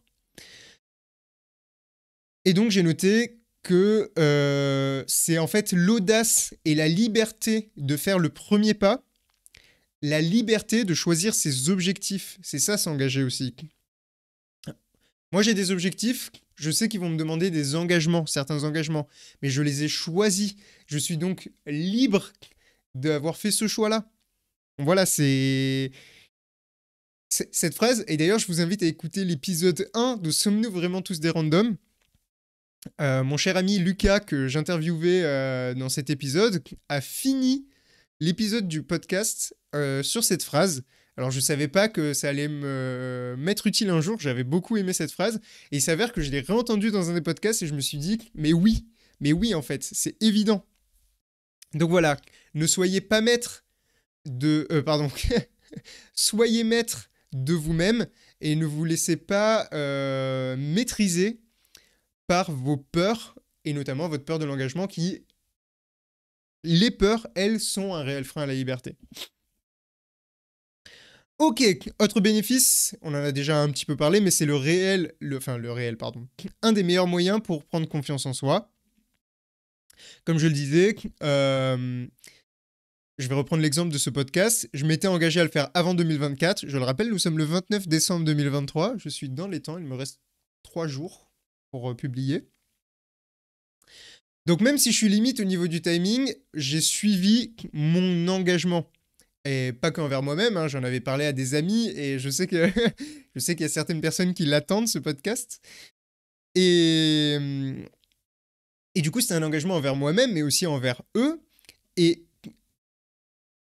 comme je suis en train de le faire et qui va être publié là dans les jours à venir, je me suis pas menti à moi-même. Et du coup, comme je me suis pas menti à moi-même, je peux me faire confiance. Et ça aide à avoir confiance en soi. C'est peut-être bizarre, enfin, moi j'ai mis du temps à réaliser que confiance en soi, ça voulait dire ne pas se mentir à soi-même. Enfin, ça veut pas que dire ça, parce que, mais comment dire? Souvent, pour confiance en soi, dans la vie de tous les jours, on va penser à quelqu'un qui, waouh, lui, il fait un truc devant tout le monde, il a pas honte, il a confiance en lui. Oui, mais ok, mais ça c'est le résultat en fait. C'est pas la raison qui fait qu'il a confiance en lui. La raison qui fait qu'il a confiance en lui, c'est sûrement qu'un jour il s'est dit, ouais ben je vais aller jongler dans la rue. Et en fait il s'est levé, il a pris ses boules de jonglage et il l'a fait. Et comme il l'a fait, il peut se faire confiance. Il s'est dit un truc, il a tenu ses engagements. Donc déjà faites très attention à ce que vous vous dites envers vous-même, ça peut avoir de gros effets sur votre mentalité. Si par exemple je dis ouais, là, je vais faire 10 000 pompes. En une fois, là. Une série. Je vais en faire 30. Je vais être au sol. Et en fait, je vais... Voilà, je vais pas être en accord avec moi-même. Je vais pas être en accord avec ce que je me suis dit. Donc, en fait, ça marche pas. Donc, voilà, faites bien attention à ce que vous vous dites à vous-même. C'est très important. Et donc, s'engager dans quelque chose, se dire quelque chose et aller jusqu'au bout de cette chose-là, ça va vous aider à prendre confiance en vous. Ok ? Et même si ça marche pas, rappelez-vous que si ça marche pas, c'est un apprentissage. Quand j'ai décidé que je rachetais mon entreprise, je l'ai fait et je me suis pas laissé abattre par la procédure administrative, par exemple. J'ai cru en moi et là maintenant, bah, ça m'aide à prendre confiance en moi. Ah oui, là c'est un bénéfice un peu bizarre, ça va vous paraître un peu masochiste dit comme ça, mais s'engager c'est prendre le risque de souffrir. Et là j'aimerais revenir au synonyme que j'avais dit un peu plus haut. Vous vous souvenez, dans le mot engagement, il y avait combat, assaut, bataille, échauffourée et escarmouche, qui sont en fait synonymes dans la notion où s'engager dans un combat. Mais ça peut aussi, enfin ça fait un peu partie du champ lexical de potentiellement de la douleur, si on veut. Et donc on revient à la notion de souffrir. Et en fait, souffrir, parfois c'est quelque chose de nécessaire pour progresser. Quelque chose qui est trop simple, ça va généralement rien vous apprendre. Et si vous avez souffert dans quelque chose, alors ça ne veut pas dire qu'il faut souffrir tout le temps, attention. Et puis il y a souffrir et souffrir. Il y a le mauvais mal et le bon mal. Typiquement, faire du sport, vous allez souffrir, mais c'est du bon mal, enfin de la bonne douleur. C'est ce qu'on dit, vous savez, la bonne et la mauvaise douleur. Bah là, c'est pareil. Si vous souffrez parce que c'est dur, c'est que vous êtes en apprentissage, vous êtes en progression. Et donc, vous évoluez. Donc, s'engager, évidemment, c'est un coût, comme on l'a dit. Ce coût va sûrement vous demander de la souffrance, de la bonne souffrance. Et donc, c'est pour ça que pour moi, l'engagement, le fait de souffrir en s'engageant est un bénéfice. Voilà. S'engager, ah oui, donc là on va parler plutôt d'engagement politique, religieux, mais aussi dans la notion de travail, un peu moins sur les relations à deux personnes, que ce soit en amitié ou en amour, parce qu'il y a aussi un aspect social, une notion d'appartenance. Le fait de s'engager dans un parti politique, ou le fait de s'engager, même si quand on ne dit pas on s'engage dans une religion, on est une croyance plutôt une religion, mais ça revient plus ou moins au même.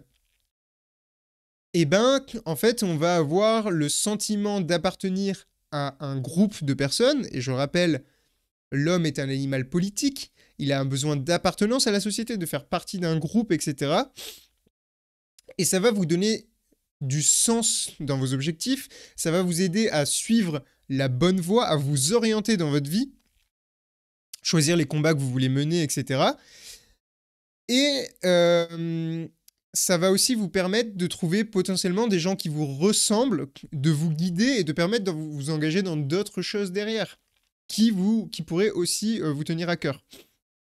Alors que si vous restez tout seul dans votre coin à jamais vous engager, genre, je sais pas, vous aimez faire du volley, mais vous voulez pas vous engager à aller faire un cours de volley par semaine. Mais alors comment vous voulez rencontrer d'autres joueurs de volley qui partagent la même passion que vous? Voilà, c'est un peu ça en fait le truc. Attention par contre, petit disclaimer encore une fois, à ne pas tomber sur des gens qui profitent de votre engagement. Donc ça, on va typiquement le retrouver chez des, des employeurs qui peuvent profiter du fait que vous soyez engagé à faire tel truc, etc., pour vous mettre une certaine pression. Dans les relations, ce qu'on va appeler les pervers narcissiques, alors j'aime pas trop ce terme, je sais qu'il est aussi très controversé, mais qui vont profiter de la dépendance et du coup de l'engagement de quelqu'un.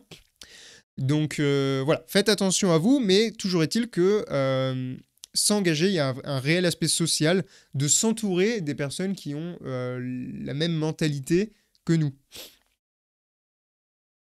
Je reviens sur la notion de FOMO dont je vous parlais dans la première partie. Et FOMO, donc je rappelle, c'est Fear of Missing Out, et du coup ça veut dire la peur de passer à côté de quelque chose.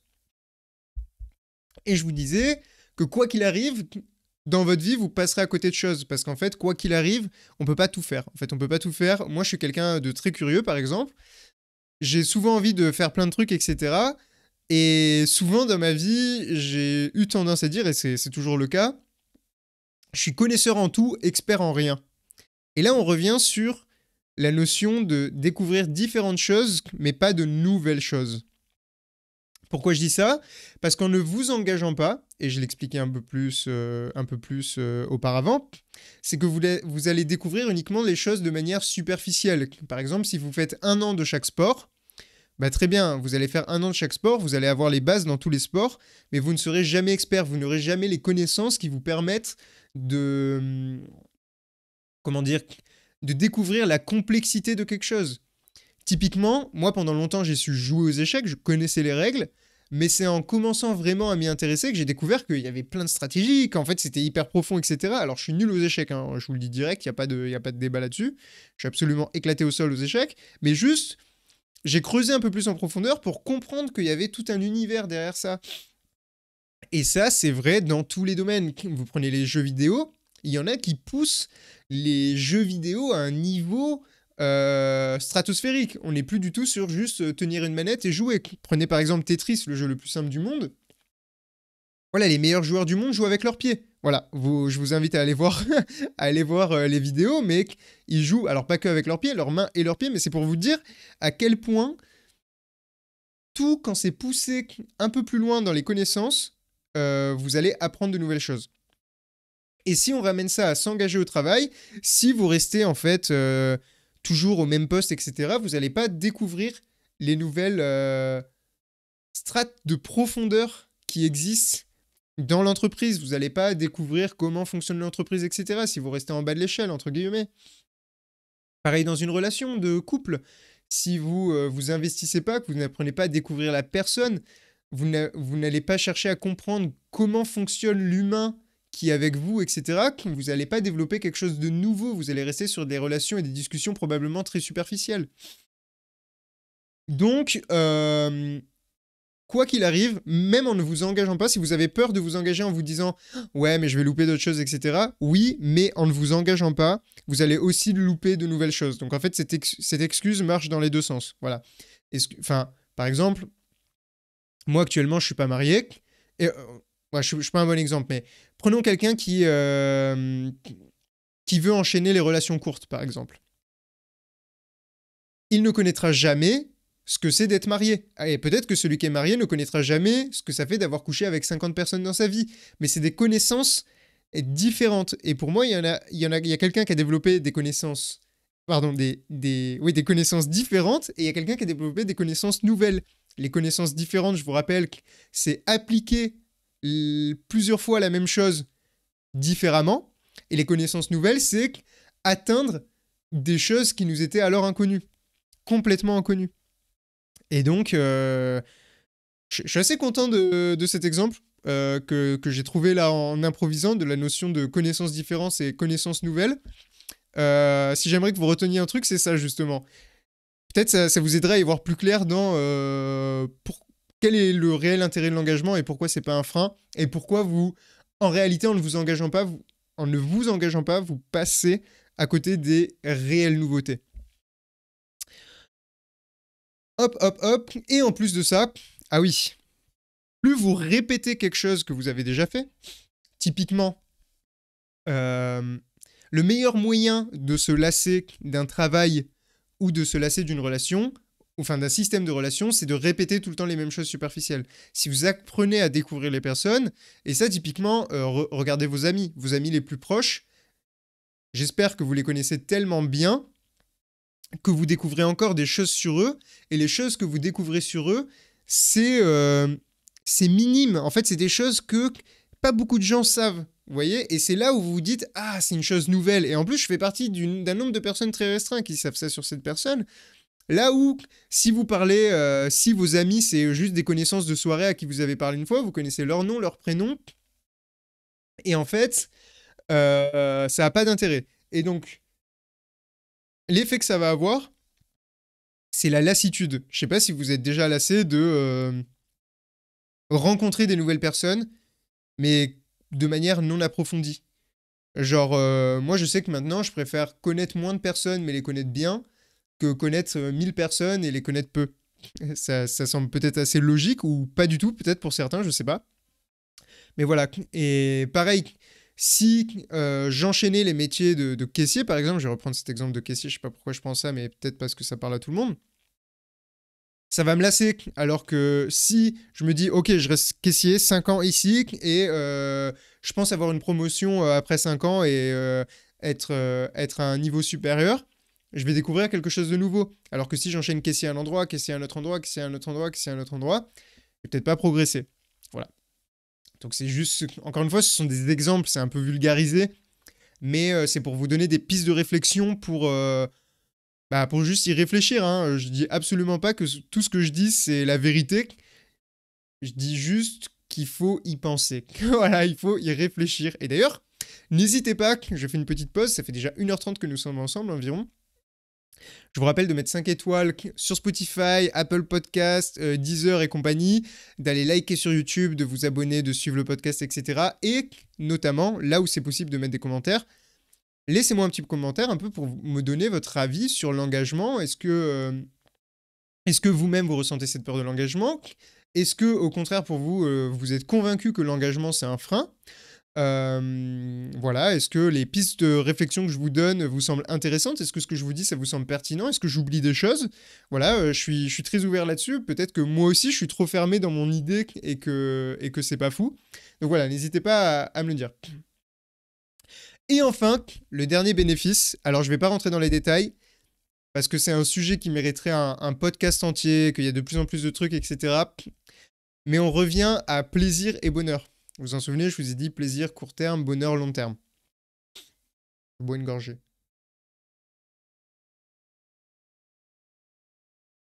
Et en fait, l'engagement, ça va aussi avoir un impact sur vos niveaux de dopamine et sérotonine, qui sont tous les deux, je ne veux pas dire de bêtises, mais la sérotonine de sûr, c'est un neurotransmetteur, et la dopamine, je crois aussi. Des fois, ils sont confondus avec des hormones, mais ce n'en sont pas.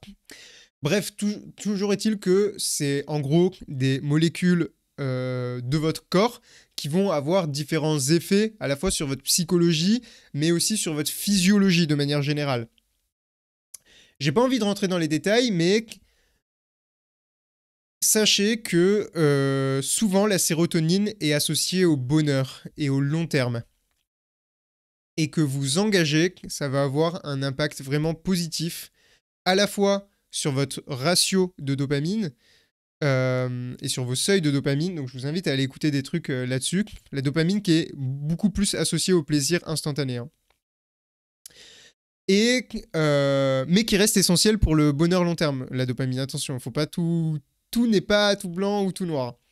Et la sérotonine qui, elle, est beaucoup plus associée par contre au long terme, bien que aussi présente dans les plaisirs instantanés. Mais voilà, globalement, l'engagement, ça va avoir un effet positif sur ces deux molécules et ça va vous faire probablement un bien fou, même si c'est inconscient. Ça va donc, je le répète, vous donner confiance en vous parce que ces deux molécules jouent énormément sur votre perception de vous-même, votre confiance en vous et votre façon de voir le monde, d'être heureux. Typiquement, on va avoir des boosts de ces molécules quand il fait beau. Et c'est pour ça que quand on dit que quand il fait beau, ça rend heureux, bah parce que, voilà, c'est... on va mieux les... Ah putain, c'est pas sécréter le terme, parce que sécréter, c'est pour les hormones. Ah, j'ai oublié. Bon, peu importe. Mais en tout cas, j'ai pas envie de rentrer dans les détails, il faudrait que je donne des explications scientifiques, etc. Moi, c'est un sujet sur lequel je m'intéresse de plus en plus et je vous invite à vous renseigner un minimum sur qu'est-ce que la dopamine et qu'est-ce que la sérotonine et ça vous fera peut-être comprendre des choses et que globalement, biologiquement parlant, on n'est pas fait pour s'engager, mais il y a des effets positifs à s'engager. Voilà, biologiquement parlant. Et tac, tac, tac, tac, tac. Et on en arrive à la dernière partie de ce podcast, c'est-à-dire les désavantages de s'engager. Donc, petit rappel, on a parlé de pourquoi on a peur de s'engager et quelles sont ces peurs, de comment sortir de cette peur, des bénéfices de l'engagement ou des avantages de l'engagement. Et maintenant, je vais vous parler des désavantages. Je lis un livre en ce moment que j'ai bientôt terminé qui s'appelle 48 lois de pouvoir, qui est très connu, de Robert Greene.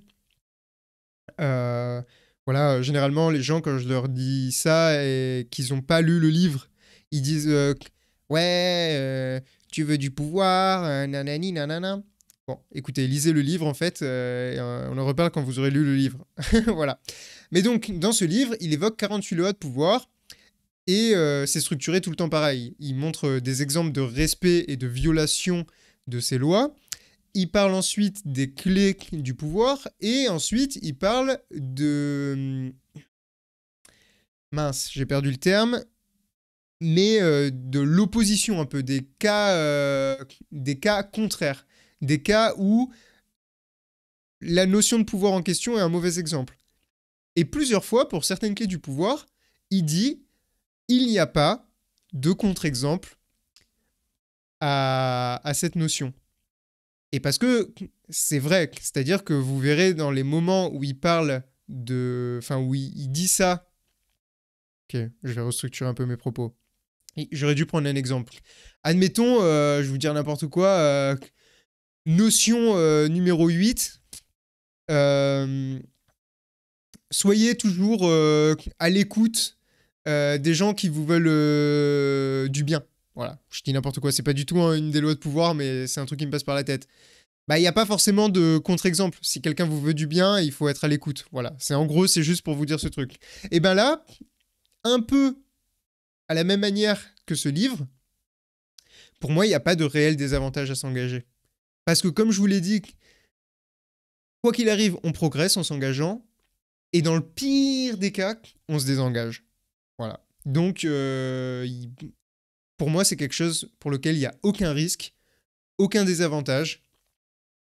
Prenez le risque, entre guillemets, parce que prenez le risque parce qu'il n'y en a aucun, voilà. Donc ceux qui regardent, j'ai fait des petits guillemets. Et j'aimerais récapituler très rapidement un petit peu ce qu'on a dit avant de conclure cet épisode. Donc, les peurs, elles peuvent être multiples. Essayez de les identifier. Je vous invite à bien réécouter la première partie, c'est peut-être la plus importante, d'essayer d'identifier les peurs pour comprendre qu'en fait, peur de l'engagement, ça veut tout et rien dire, et qu'en fait, c'est souvent lié à autre chose, parfois de plus profond. Les bénéfices, ils sont multiples, et j'ai oublié comment sortir de cette peur. Comment sortir de cette peur? Donc c'est étroitement lié à la première partie. Il faut bien identifier ces peurs, comprendre toutes les mécaniques de pourquoi on a peur et les désamorcer. En comprenant que finalement, il y a peu de risques, il y a peu de raisons d'avoir peur. La seule raison qui fait qu'on a peur, c'est nous-mêmes en fait, notre propre comportement.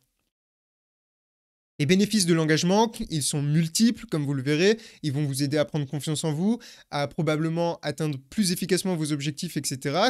Et de manière générale, à être heureux. Je le rappelle, c'est quand même important. L'engagement, virgule, la clé du bonheur. C'est comme ça que ça va s'appeler, je vous le dis direct. Les désavantages, a priori, il n'y en a pas. Et si vous êtes encore là, sachez que ça m'a fait grandement plaisir de vous parler de cet épisode. J'aimerais finir sur une petite phrase qui est un peu ma conclusion générale, c'est que vous investir dans quelque chose sur du long terme vous rapportera toujours les meilleurs bénéfices de bonheur. Voilà, c'est de l'investissement. Mettez du temps, de l'argent, de l'énergie dans du long terme et vous verrez que les bénéfices en termes de bonheur qui vont vous revenir dessus seront certainement plus importants.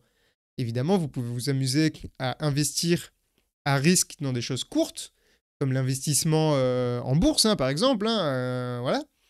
Mais le risque est plus élevé et le bonheur que ça va vous rapporter sera peut-être moins important. Ce sera peut-être plutôt du plaisir. Attention.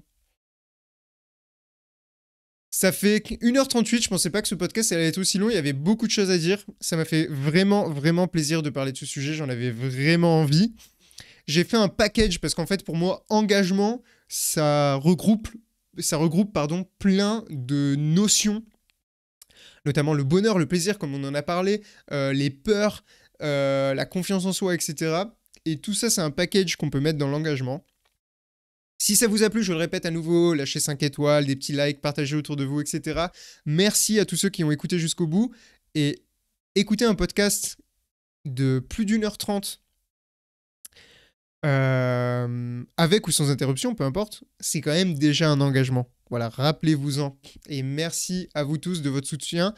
Comme nous sommes le 29 décembre 2023, je vous souhaite une très belle fin d'année 2023. Je vous donne rendez-vous en 2024 pour encore plus de dingueries, je l'espère, sur la chaîne du Roi Crapaud.